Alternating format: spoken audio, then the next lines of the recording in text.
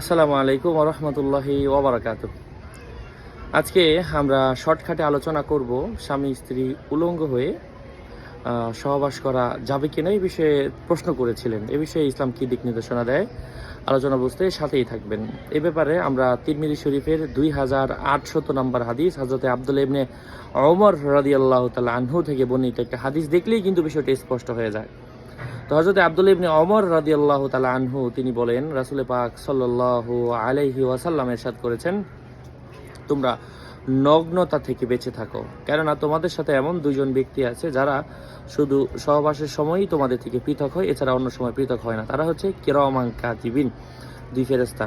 এই জন্য যদি কেউ না দেখে ফেলার মানে কেউ দেখবে না, তো সেক্ষেত্রে অবশ্যই নগ্ন হয়ে সহবাস করা যেতে পারে, তবে না করাটাই শ্রেয়। কারণ ফেরেশতারা ওই সময় যদি কেউ করে তাহলে কিন্তু পৃথক হয়ে যায়। আল্লাহ তাআলা আমাদেরকে